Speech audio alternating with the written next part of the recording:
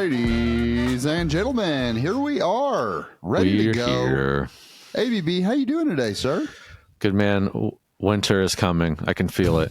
Yeah, it's a little chilly and rainy today. Typical in the back field work. So, no, I'm excited. It's kind of always like I just really dislike the in between of like summer, like the summer fall to the winter, and where it's just like you get up in the morning, you throw a hoodie on, you're cozy, you're comfortable, and you walk outside to go on your lunch break, and it's like 90 degrees, and you're like, what happened to the world in that small amount of time? So kind of over that, but careful what you wish for. Got it today. It's rainy and 38 degrees, and will be all day. So welcome. But other than that, good. I've played like quite a bit of disc golf lately, which has not happened in a long time. Let's go. Shout out to my buddy Cal. He and I and my two sons played a doubles round on Sunday at Fallen Creek. We played a 20-hole layout, so we played all the reds and then like two of the yellows. And so Cal's a D1 hockey player at Liberty, and he teamed up with Eli. So that was their doubles team, and it was Cohen and I. Cohen's good, so there's nothing on Cohen. We actually made a really good doubles team, but Cal and Eli just smoked us. And it wasn't even just Cal. Eli just is on fire right now. They shot 14 down.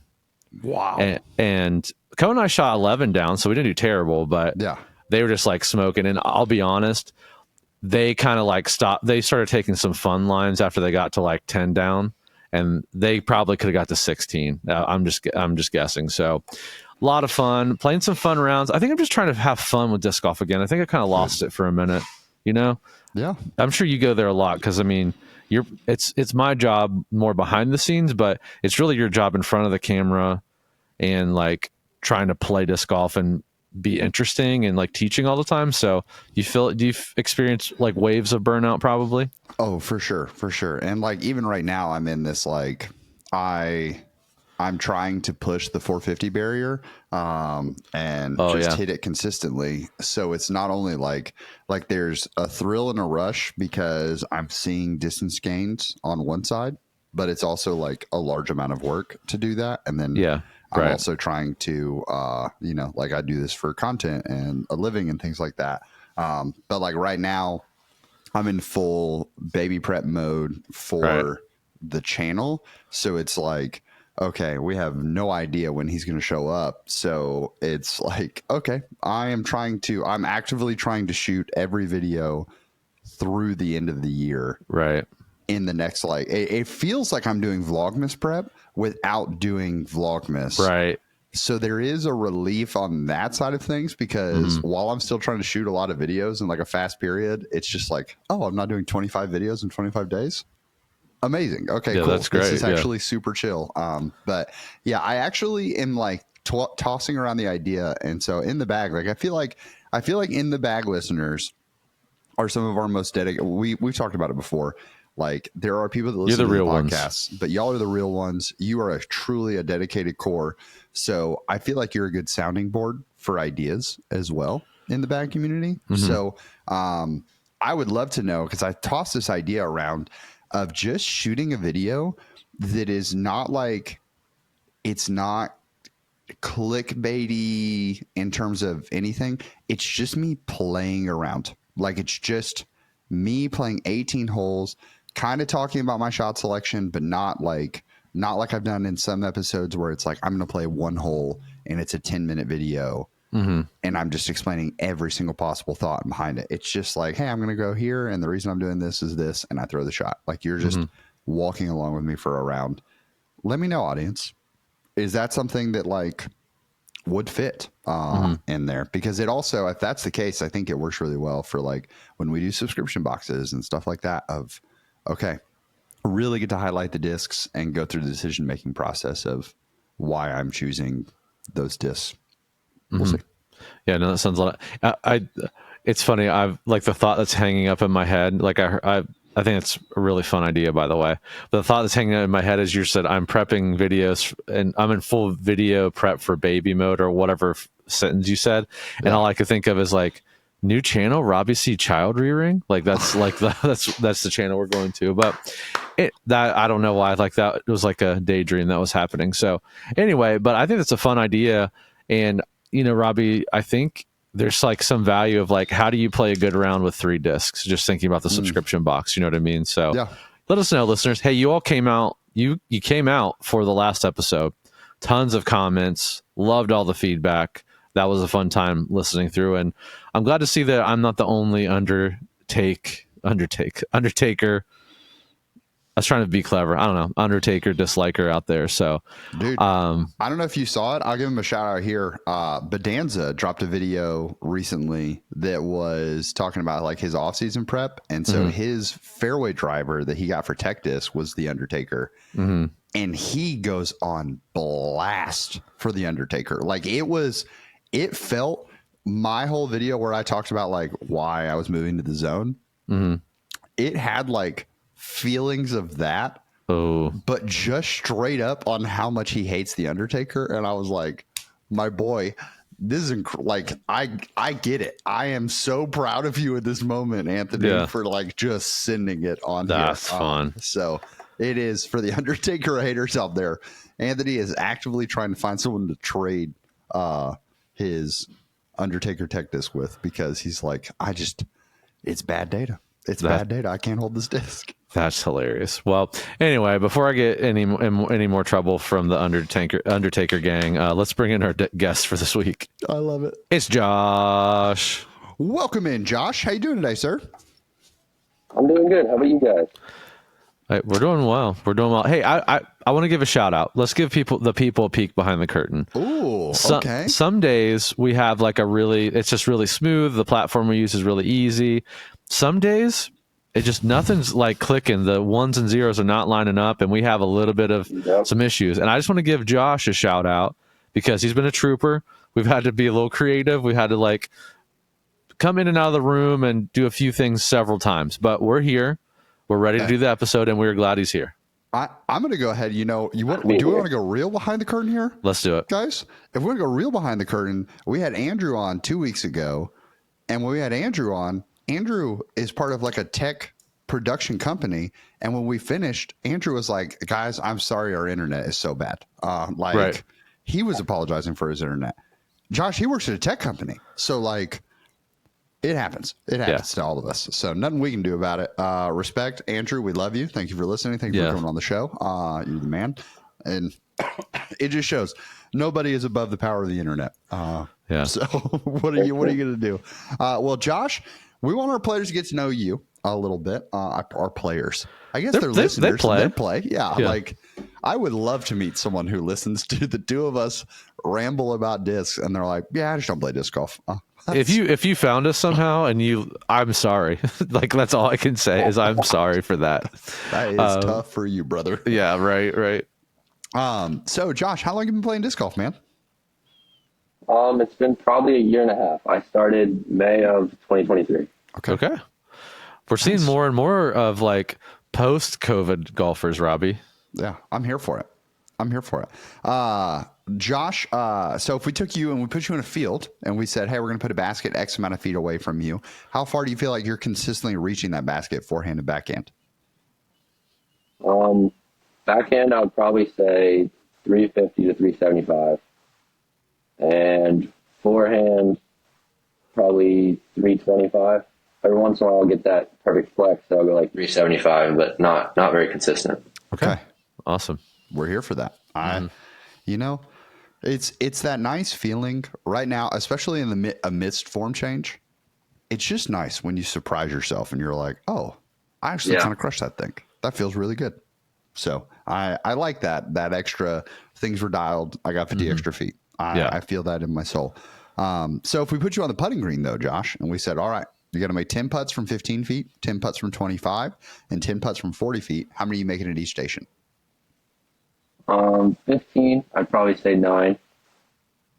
There's always that one you're not paying attention, brick it or whatever. But 25, probably say 7 or 8.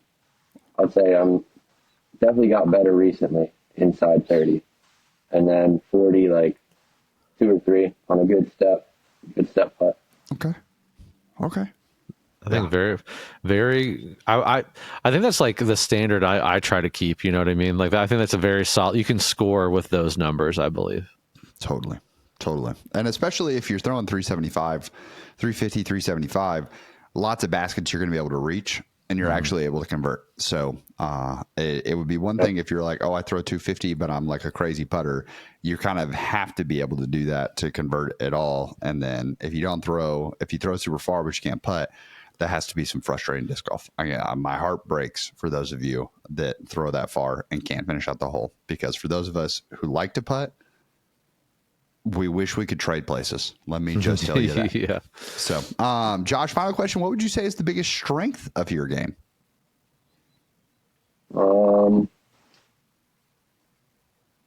I'd probably say putting. I'd say I'm pretty good at straddling and stagger putting. So usually if I get within 30, there's a good chance I'm either saving par or getting a birdie. But getting within 30 is the tough part. Yeah. I like putting as a strength. I think that is, if I were to pick a strength to have, putting would always be the choice. But we have some great discs in the bag. I like when people apply to be on the show and they're asking to be on the show. I like looking through the bag, and it can sometimes, when I look at a bag, it's super well balanced, and you're like, all right, cool. I'm not really sure why they're trying to come on the show, because it seems like they're either they've either figured something out on their own, or they've been listening long enough that they sort of solved the issue of the bag.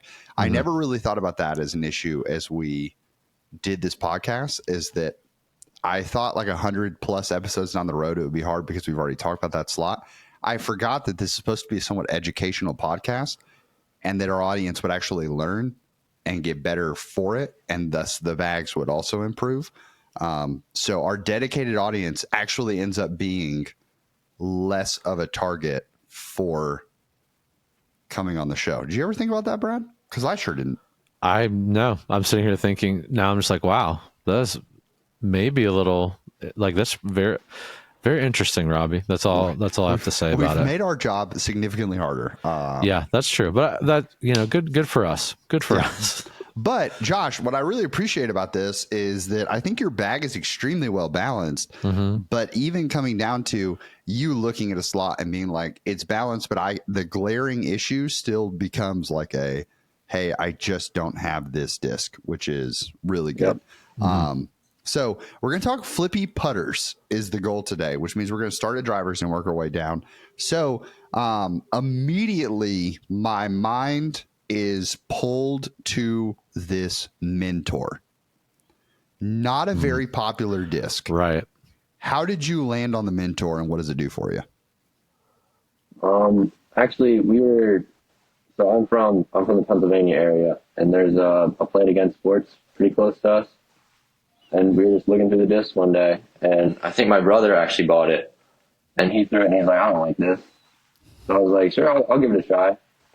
And it was that perfect, like, I'll throw on slight hyzer, it'd flip over and then come back. And I was like, that's perfect for me, because I can get the extra distance with it flipping over, but it doesn't burn. So that was my max distance driver for a while. Yeah, okay. I can't say I've ever thrown the Mentor. I haven't thrown one for an episode, right? No way. I really think that active premium plastic is like a little underrated, and I think there's a lot of that active line discs. Yeah, I think a lot of them are like, I think people think they're like these like beginner basic, like don't touch them, they're not cool or whatever, but there's some like solid, like the Taylor is a good example of a disc that like, I don't feel like anybody knows what that is, but I'm like, man, I could throw this. Like there's a lot of good plastic there, but so it's good to see someone like kind of maining that, which is really cool. Robbie, I'm not trying to skip over you here because the Mentor is, I think, obviously the staple in his bag, but the first thing that caught my eye was that Skyrider PD2. That's the first thing that caught my eye, just because it's beautiful. The beef. When do you go between the PD2 and the PD? So usually if it's that flex forehand, I'll throw the PD2. The purple PD is usually just, I don't throw it often. It's usually just super overstable, skip shot, overhand, something like that. Mm-hmm. Okay. Yeah, I mean, that makes I'd say sense to me. Mostly because of the plastic of the PD2. It's a lot grippier. Yeah. So are you ever throwing the PD2 on a backhand? Very, very rarely. Yeah. I'd imagine. So probably, would you say maybe extremely similar flights on the PD and the PD2, but yeah, the PD you feel like you have some control maybe on that overstability? Yeah, I would say the PD2 definitely holds Annie more than the PD. Yeah. Oh, forehanding a PD. That's fascinating because I think you look at the flight numbers. How does it go when you try to forehand a PD? I usually when I forehand it, it's just like put it on Annie and just let it flex out. It's Okay. the crazy part for me is like you'll watch Gannon Burr or something throw a PD. It looks like he's not even throwing it. That thing's going straight, and I'm like, there's no shot I'm ever doing that to my PD. But Yeah. I'll tell you the one that you've got to hunt down, and I'm not normally, I love a good stock disc. I'm not one who loves special plastic. That's why, part of my pig battle is people are like, well, Robbie, there's premium pigs available. And I'm like, there are premium pigs available. If you want to pay $100 for a star pig, you can go find a star pig.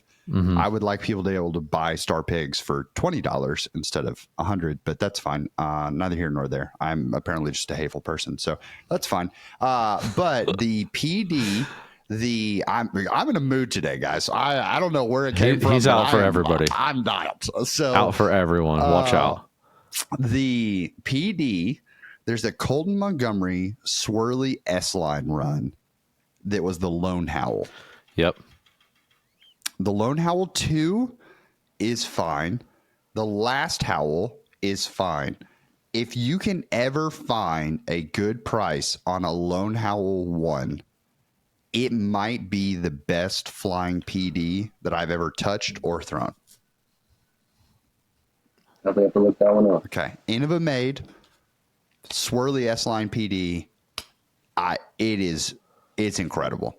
Incredible. You'll love it. So see if you can ever find one of those. That's your chase disc. Yeah. Go after it because I'd be willing to bet that it brings that Enigma some challenge. Okay. Thing goes so far. So you have, if we drop down, are you throwing the Enigma? You said Mentor main distance driver is the note that's there. Is the Enigma kind of sort of overtaken the Mentor slot, just not as flippy? Yeah, I would say definitely. And the Enigma's, I think it's 167, so a bit lighter. Okay. That makes sense. But yeah, definitely the Mentor's slightly right, the Enigma's slightly left. For straight back in. Yeah. Whenever I think of the Enigma, I go straight to Josh, who everyone thought was the imposter. That man crushes an Enigma. And I'm always like, oh, it's going to like fade a little bit more. But I feel like when you get some real power into it, it starts to fly a lot more like a -1. It's like a much longer FD in my mind. It's intriguing. I don't know how you feel about it because you got FD. So we'll come back to that here in a second. So you got the Vanguard and the Escape. I think on comparison, the Escape is often believed to be flippier than it is. I think it gets, because it's in the like dynamic disc starter set, people think the Escape is just going to be super flippy. They think it's going to be a Leopard. I bet that is the mental mistake a lot of people make, as they're like, this is Dynamics Leopard. So how does the Escape and the Vanguard, what do those kind of balance each other out doing? I would say the Escape, I got it used, so it was pretty straight right out of, well, not right out of the box, because it's out of the box. Right out of the bin. But, Straight out of the bin. Yeah, right out of the bin. So, but yeah, it usually flips up, goes straight, and then the Vanguard just doesn't flip up, stays on Hyzer, goes left. Okay. So then I guess in direct comparison, you've got the FD and the FD1, a couple slots below it. Yep. are those just shorter forms of the same flight? Are they different? Maybe looking at this as a holistic package of those four. Yeah, I would say the FD one and the Vanguard are pretty similar, just shorter, longer. The FD, the pink one doesn't flip, but it goes straight, just throw it flat. Love a good FD. And that sea line is so clean looking. Like that pink sea line looks so good. I'm very jealous of that one right now. And it looks like your S-Line FD is pretty much like mine now, which there's something beautiful about that. Is yours, so Josh, your like S-Line FD, is it to the point now where like, I can see your note beat in, so it flips up pretty easily. If you're like, okay, I really need a straight shot, but my error is to the right, like, are you trusting that disc to like flip up, even if it turns a little bit? It's never going to fade hard, but it's never going to turn over. Is yours kind of in that state right now? Yeah, it's definitely been. I've had that purple FD for most of my disc golf career, so it's been a lot of thinking it goes straighter than it does, but it never really turns over. It just starts going more and more right. With time. Yeah, I'm kind of experiencing that too. And like, I guess, sorry to hijack for a second, Robbie. So you have your FD here, and then you have your Essence, which is really just an 8-speed version of that. When are you choosing the Essence over the FD, or are they both kind of like fighting for the same spot? So originally, I had a Halo Roadrunner in the bag, but that Essence was flipping over a little bit easier. Because I don't know what was in that Halo Roadrunner, but it was not a -4. Hey, go listen to the last episode if you haven't, listeners out there, and I'll tell you what's wrong with that. Actually. I'll tell you what's wrong with that. It's a lie. That's what's wrong with it. Yeah, the Halo just does something to the disc. No, Innova did something to that disc. All of them. It doesn't matter. It's a lie. Roadrunner is a lie. Bang, bang, bang, bang, shots fired. We're here today, guys. Sorry. No. I get it. Dude, you're over here and I'm just chucking ammunition at you. I'm ready for it. So, yeah. But the Essence flips more. So if you need even more turn than your FD, that's where the Essence is coming out? Yep. Okay. So, can I ask you a theoretical question, or more of, I'll call it a theoretical question.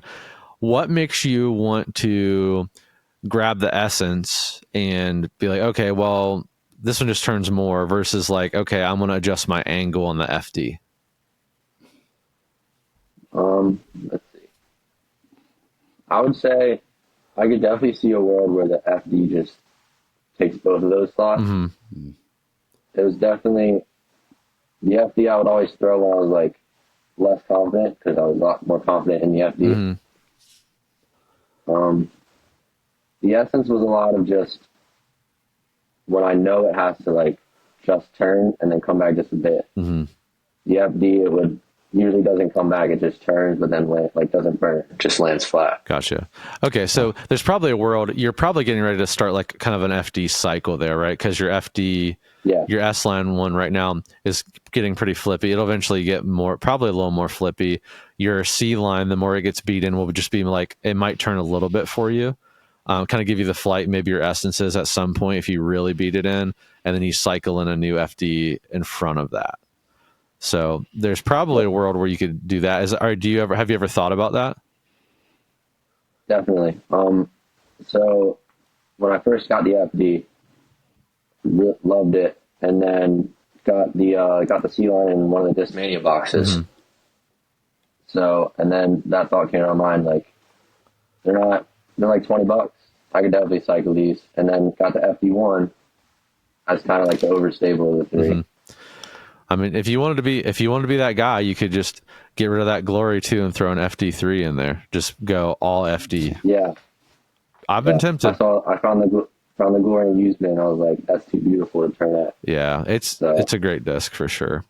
Okay, well that's good to know. Like, because again, I'm in that FD slot. I have 4 right now but it just kind of takes up that whole 7-speed category pretty much for me now. Yeah. So there is something beautiful. And again, I know we talk a bunch going back and forth about like mold minimalization, when you do it, when you don't do it.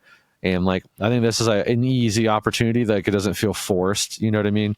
You're already bagging two. You like them both. They're different enough that they're not competing with one another. And then, you know, for me, just like a 7 versus an 8 speed, if you're like Essence is the only 8 speed that you have, why not try to cycle in another FD and just kind of make that lineup make a little more sense? But really, it's up to you. And if you like throwing the Essence, great, throw the Essence. I don't think it really matters. But again, there's like an opportunity, I think, to like minimalize a little there, and maybe because I think where I feel like I make a lot of bad decisions is like that exact category where I'm like, okay, this disc and this it happens with my FDs and it happens with my hexes, because I think at this point in the cycling, they're like maybe a little close together. I'm like, okay, well, how flippy do I want to go? And I feel like I'm making 50. It's like 50% of the time I'm making a good choice. 50% of the time I'm like, I should have went a little flippier. I should have went to the Innova C-Line FD because it's more flippy than my S-Line FD. Or sorry, Innova made S-Line FD is flippier than my current S-Line FD. Or my hex, I'm like, I went fission hex. I really should have gone Eclipse hex there. You know what I mean? So I think just being smart with it makes a lot of sense. Yeah. Okay. I've got a video coming out on Thanksgiving that talks about this exact slot, because I have what I believe we're doing a custom run of what I believe is one of Discraft's most underrated discs, and like talking about why I love that disc. I talk about this exact conundrum of why should you have the Essence versus seasoned FD? Like, when should you have both? All that. So I'll leave that as a little spoiler. Stay tuned. Or a little advertisement shield. Sure, whatever. So we're gonna keep cooking. Moving on to the mid-range slot. So you've got two discs that I think for lots of folks, they're only going to have one in the bag. And I'm very, very curious on this. You have a Swarm and a Justice. What do those do differently for you? So I recently got the Swarm. The Swarm's probably the newest disc that I have in the bag. The Justice I've had for a while. It's been just get out of jail, chug it overhand, skip shot, or like a flex backhand if it really has to get left. I got the Swarm as a slightly less overstable version of that. They're really similar now, but I was definitely going to throw the Swarm more, try to beat it in, get it in between the Truth and the Justice. Okay. Yeah, that's... I will say if you find that journey to be too much in terms of like, I'm throwing the Swarm everywhere and it's not seasoning in, I would recommend a Verdict dropping in between this Truth, the EMAC Truth and the Justice. It fills that slot extremely well. Inside of the Trilogy lineup, there are obviously some other options like a Glow Reactor fits in that slot, a Wasp, a Malta. Yeah, and I mean, if you're a disc meter, I mean, MD4 might not be a terrible, like in between disc as well. Yeah, so a lot of options out there, but I commend you for going for the Swarm. I think that plastic looks amazing. It feels amazing if you like that flexibility. Yeah, it's super solid. So Trilogy does not currently have a plastic that has that form of flexibility that I found that actually feels that good. So that's fine. I was curious on that, so I'm happy to hear that. Okay, the Swarm is new and therefore it's currently fighting for that slot. EMAC Truth and the Rift. A lot of people say the EMAC Truth is straighter than numbers imply. It definitely is. So do you find the Rift to be flippier, or are they kind of competing for a similar slot as well? The Rift was originally, it was in the straight slot, and then I had a Fuse for the understable. But over time, the Fuse got really flippy, and then the Rift slowly got beat in. So now the Rift's pretty understable, and the Truth I put in as the straight shot. Cool. Makes sense. I love that. I mean, that makes perfect sense. Where does the lasso jump in in comparison to the EMAC Truth, like if we use the EMAC Truth as the standard, where does the lasso fit in the position alongside the Truth? I know it's a putter. I would say the lasso probably my favorite disc because it's my first and only ace, so that's nice. Mm-hmm. And then it used to almost be like a zone replacement. Like I'd throw it on the approach forehands, but now it's got not completely straight, but it'll flip up a bit and then just fade slightly. So that's usually as far as like comfort discs go. If it's between the Truth and lasso, I'll throw the lasso every day. But usually the Truth is slightly farther than the lasso. Okay.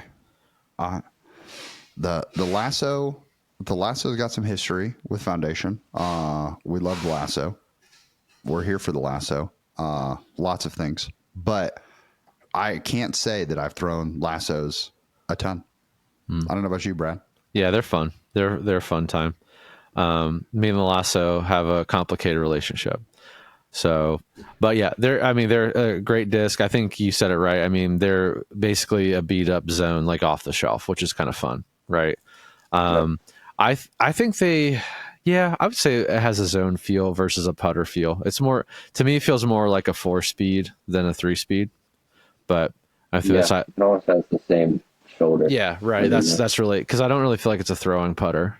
So, no, I think that's pretty accurate. And then, I mean, really that takes us down to the putters, right? I mean, you're putting with I don't know if I've ever seen this stamp on a Voodoo in my life. It's very cool. The collar is very cool too. Yeah. Yeah. What do you, and we always ask people like this, I think Robbie and I both agree, putting putters are really just down to hand feel and like what makes you comfortable, what you feel good putting with. But like, why the Voodoo? Why do you love the Voodoo? So actually, when we first got into disc golf, my dad, he got a few discs from one of his coworkers, and the Voodoo was one of them. And it was just the first putter, and then I started putting with it. I was like, this kind of feels nice. I didn't even know it was a Voodoo at that point. Mm-hmm. And then I looked into like the Gateway putters, and then I found out it was a Voodoo, kept putting with it, and I guess that's just what I've grown with. Yeah, and there's something to be said with like just old standby, right? Just creature comfort. Yep. This is like just what you're comfortable with.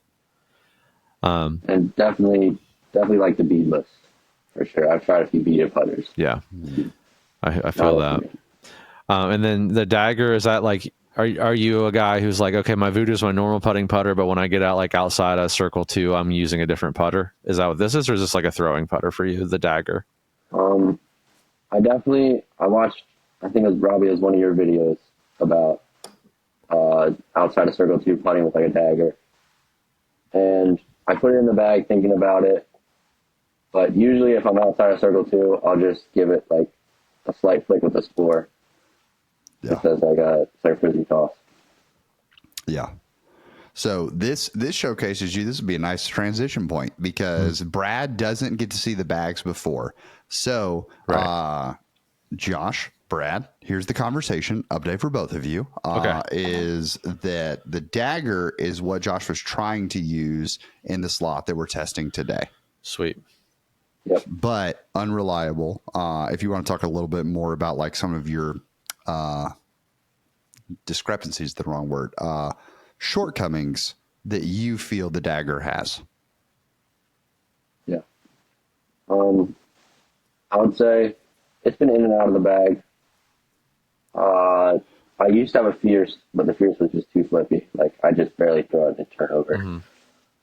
But with the dagger, it's a lot of thinking. Most of it's mental, I would say, because like I'll think it's more beaten than it is, and then I'll throw it like on Hyzer and it won't flip over, or I'll throw it flat and it'll just go straight right. But so touchy. It's a touchy disc. Yeah, touchy. Touchy is a good word.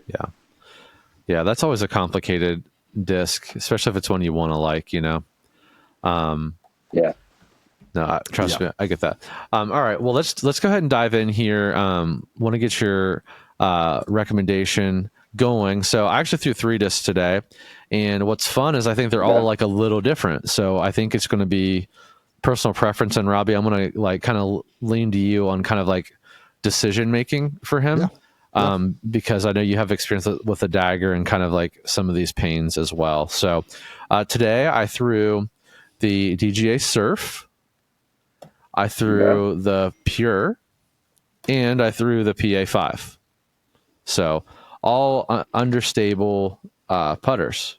So it was very interesting. I think this is going to help the conversation. It was cold and rainy today when I threw these, so I didn't give them the beans, as they say, necessarily.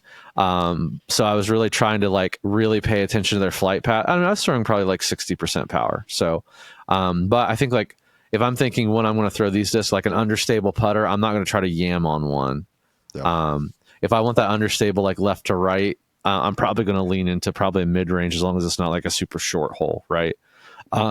So I think it was a kind of an appropriate test for that. I got difference between base plastic, premium plastic, beaded, non-beaded, so there's a lot of variety here. So I think we're good. So Robbie, I'm going to have you guide me through this just so we can make sure we touch on all the points we need to for Josh. Yeah, absolutely. So I like that you started out with, I wasn't trying to give these the beans. So we wanted something that's reliably understable, but we wanted to make sure that it was still usable, like it wasn't just crazy flippy. Right. I kind of want to use, he said he threw a Fierce as like it was too flippy. Right. So do you have a memory of the last time you threw a Fierce? Remember what a Fierce flies like? Yeah, although I think I'm a little skewed, or maybe my bias is weird, because I think Fierce is one of those discs, depending on the plastic you get in, and it could throw like a little like dramatically different. It was a base plastic. Base plastic, super flippy for sure. My youngest son used to throw premium Fierces for like those straight like approach shots, and they were very straight. He had to like kind of work them to turn over. So, but yeah, I'm keeping that in mind with the Fierce. I guess hand feel really quick. They all feel really good in the hand. There's not one that feels bad. Again, just the PA5 has a bead it's not really a bead. It kind of feels like a bead though, just the way that the shoulder is shaped. But they all were very comfortable in the hand. They weren't, even in the rain, weren't like excessively slick or anything like that. So that's always a good pro when I test in the rain. I can kind of feel like, okay, is there something really slick? It was interesting stability wise. It was like they were all just like slightly different. So in my experience today, the PA5 was the flippiest, and then the Pure was probably like straight to understable, like straight and like kind of had that gentle fade for me. And then the Surf was like really straight. But what I noticed about the Surf was if I threw it out on Hyzer, then this is when I was throwing a little harder when I got warmed up. But if I threw it out on Hyzer, it would flip up straight and maybe even turn a little bit, but it's definitely fading. It's a true like -1-1. Like when I think of a -1-1, that's what I think of. Like I see the negative, I see the turn like a little bit, but I also see the fade. So like I feel like it was very true to that number. Pure is -1-1. I felt like it's more of like a 0-1. Like it was really kind of just like it would turn. It's not going to come back, but it's not going to roll. Like it's just going to be a gentle turn. And the PA5 like was really easy to flip. So I could put it on Hyzer and it would stand up and then turn. If I threw it flat, it would just, the fun shot to throw with the PA5, and I don't know, I think I just like throwing this with an understable disc, is like you throw it out wide and high, nose up, and it'll like do that big pan, which is really fun. So like that's kind of like an application for the PA5, but it's definitely flippier than the other two. So realistically, probably not the disc you're looking for. If you thought the Fierce was too flippy, I would probably put that in that same category of flippiness. So just to kind of like help the discussion, I'm going to just take the PA5 out of the discussion. I just don't think it's the disc we want. Yeah. Now, the other two are maybe like, they're definitely in the conversation. Robbie, what do you think just based on that basic discussion, or like how they're flying for me? Yeah, I think it would be, so He has a spore in his bag, and you Right. don't have a lid in your bag, do you, Brad? Like, I don't No, think you throw not- a lid. But I throw a glitch a lot just for fun. So I throw Yeah. it a lot. So I think spore and glitch somewhat similar in honestly a lot of categories, like both lighter weight, both like easy to throw. So I'm trying to think from a vantage point of shot selection because we're not pulling the spore out of the bag. Right. So let's say that you put a glitch in your bag, Brad. Mm-hmm. Of the two discs, what do you feel like you would be more apt to like, oh, I could just throw my spore, or the spore's not going to do this. Thank goodness I have blank. Yeah, I think if out of the pure this, and I will point out it's a 0 medium, like this is a baseline pure, right, and then a premium surf. I think out of these two right here, like the pure and the spore are probably going to run into each other. If you know, just because like I think the stability is kind of the same where they'll like turn. If you really want them to turn, they'll turn just fine and easy, but they're not necessarily going to come back, or they may come back like a tiny bit. I think there's like a little bit more difference in stability between the surf and the spore, though. They're not going to run into each other. At least I don't think so. I think they're kind of going to do what you want the dagger to do. What I'm feeling like you wanted the dagger to do is you want to be able to like flip it up and turn, not worry about it burning over. And maybe like, if you're like, okay, well, I do want it to turn a little bit more, I'll throw a little flatter, but I can kind of yam on it. Like you can throw a spore and a glitch hard, but it's not the same type of throw, correct me if I'm wrong, as like a throwing putter, right? If I'm throwing the glitch, I'm going to give it like, I'm almost like fan gripping it a little bit. Like I want to give it a lot of spin. I think the surf is going to be more, and the surf was actually really fun to forehand also. Like if I'm thinking of like, I have like a little chippy upshot I need to do, but I need it to like turn a little bit before it fades. I can't throw like a zone or a tactic or a lasso at it. Like that's a fun shot to throw there too, because it will like kind of flip up and even maybe turn a little bit with that like rotation, but it will come back if you're doing that little chip like 100-foot upshot. So that might be fun too. Okay.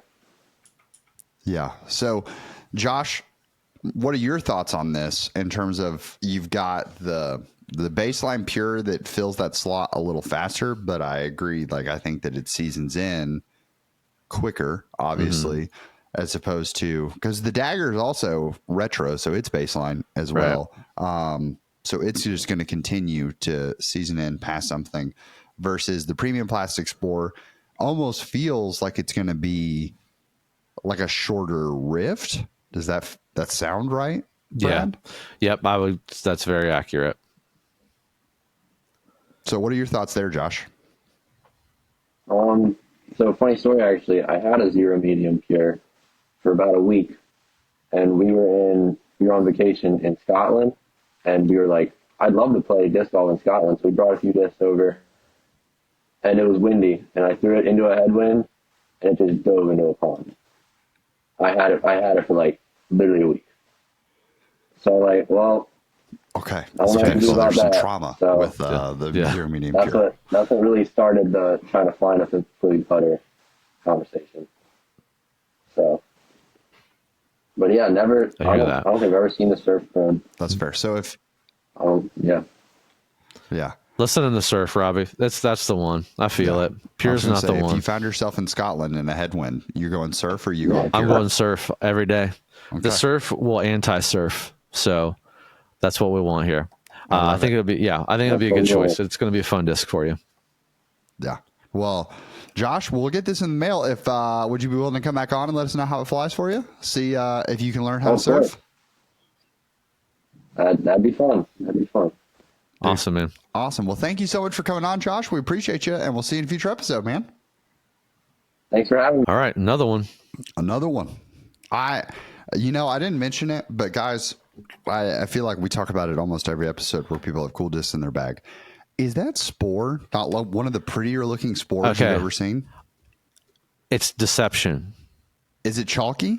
No, it's the reflection of a tree above it. If you enlarge it, because I did the same thing. I'm like, is that a swirly spore? It's beautiful, but if you click, it's just a reflection, like top down. Like it's clearly a bunch of trees. Oh, Yeah, I know. yeah. I really thought it was like a swirly sport. I did was too. like, this thing is so cool. Yeah, well, Now, I hey, mean, it's still cool. It's still cool, Josh. hey, It's your still cool. spore is just fine. It is a good looking spore. All right. But you could see our worry and confusion. But I mean, yeah, I will say one that is in reflection, that lasso does look beautiful. I love the like spiral going on inside the lasso. Yeah, he has a lot of cool stamp. I like misprints. I think they're fun. Oh, the like, Justice? Yeah, the Justice, the PDs like that. I mean, he has the Essence, the Rift. The guy who loves them. I love misprints. I think they look so cool. I just like discs that are not stock stamped. I guess it's probably better to say. But yeah, no, I think great episode. It was fun. I've never thrown the Surf before either, so that was a fun. I always like throwing new disc. It's a fairly new disc, and hopefully it treats him well. I think it's going to be the perfect thing for him. And if nothing else, like hopefully some of these discs give people like confidence to like try something new or like try something like either the next step more stable or understable. So hopefully it's like it's a path to the right disc if it's not the right disc for them. But I have confidence. I think this is a good choice for him. Yeah. I mean, I feel like I was having this conversation with a guy, because I'm trying to hunt down some odd discs for a video idea. And I was talking to a guy who's very Gateway heavy, and we were just discussing different molds inside of Gateway. And I was like, yeah, that's really cool. That's really cool. And then I mentioned the DGA Surf in that conversation. And he was like, I have to admit, I just haven't thrown a lot of DGA. And I was like, brother, I think you and a large part of the disc golf population haven't thrown a lot of DGA. And when people ask me like, oh, what's the most underrated mold for you? DGA. Like just final answer, all of DGA. I think they have so many good discs. The Vortex, the Sail, the Quake, the Squall, Breaker's cool too. Hurricane. Dude, the trimmer. The Trimmer's trimmer good. gets slept on, and I think the trimmer is like right up there with the Vortex in terms of easy to use fairway drivers. So fun. Yeah. So this is your call. This is your wake up. If you have looked at those DJ molds, like why would I try that? Just try them. I don't know that there's a bad one. Yeah. The Breaker is a Zone SS. Yeah. And it's fun. They're fun. They're very fun discs. And I know the SP is like their like kind of like their Z equivalent. And like then there's the PL. That's their like more like, it's more like a big Z ESP blend in my opinion. It's what it kind of looks like. But the SP is fun. Like it's like glittery and has like you get some really cool looking stuff out of there. And like I don't know, all their stamps are kind of like throwback. You know what I mean? Reminds me of like surf culture, which is fun, which makes sense, I guess, for that brand. But yeah. Anyway, speaking of cool DGA, we've got a lot of other cool discs in the warehouse. What? Now, so you'll see it like maybe a couple light weeks the next 2 weeks as far as like what's new in the warehouse. Shout out Xander, who is a new employee here, who is also Jason's son. He has been a machine. Like I'm looking behind me. There's probably like 30 mold restocks he did behind me. So again, recently restocks your best friend. He put a bunch of Discraft restocked, a bunch of Innova restocked, Discmania, some Trilogy, thought like he's put a bunch of stuff up. So just a lot of stuff restock. New releases this week. We got the C Line DD, which is fun. Yeah. And then the 10-year anniversary CD1 in like S Line Swirl. So those are fun too. Yeah. Also, we previewed these shirts at USDGC, but we have, I'm calling it the Foundation Nation shirt because it's literally like the United States with like Foundation logos all over it.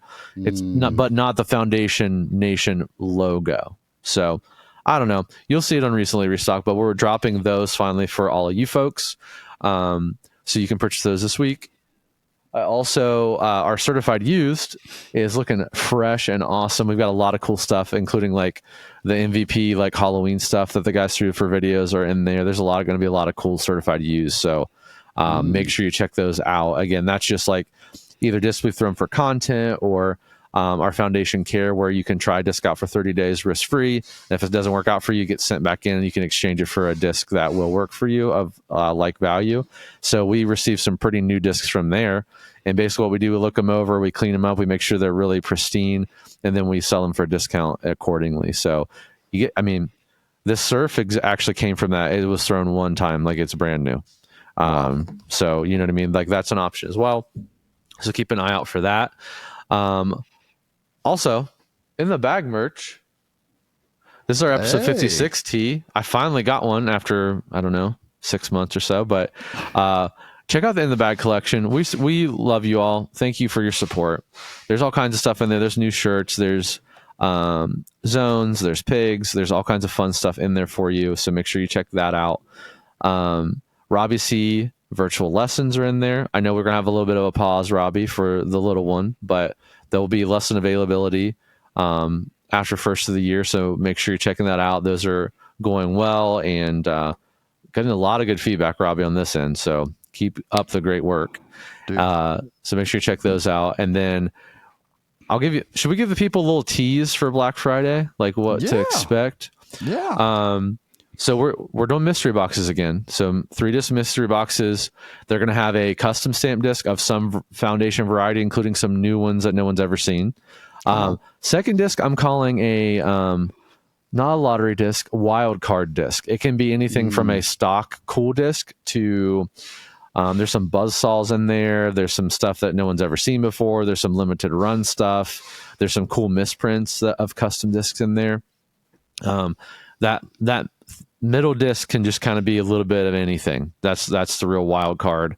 And then the top disc is going to be a stock disc. I'm not talking like discs that are just on our shelf. Like these are ones I've ordered specifically. They're good discs. Some of them, Innova hooked me up because it is literally the best run of Champ plastic I've ever felt or seen in my entire life. So some of that. There's some Tour Series discs in there. There's some crazy plastic, even just for the stock disc. And then throughout, sprinkled about randomly, there'll be some swag items and stickers and or patches and or random swag items thrown into some of the boxes. So it's really a true mystery. So there's gonna be a ton of those.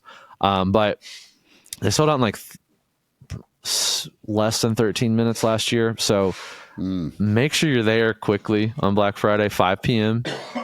We're not doing it at midnight or anything like that. We want you to be with your families and not worry about that stuff. 5 p.m. on Fridays when those are dropping.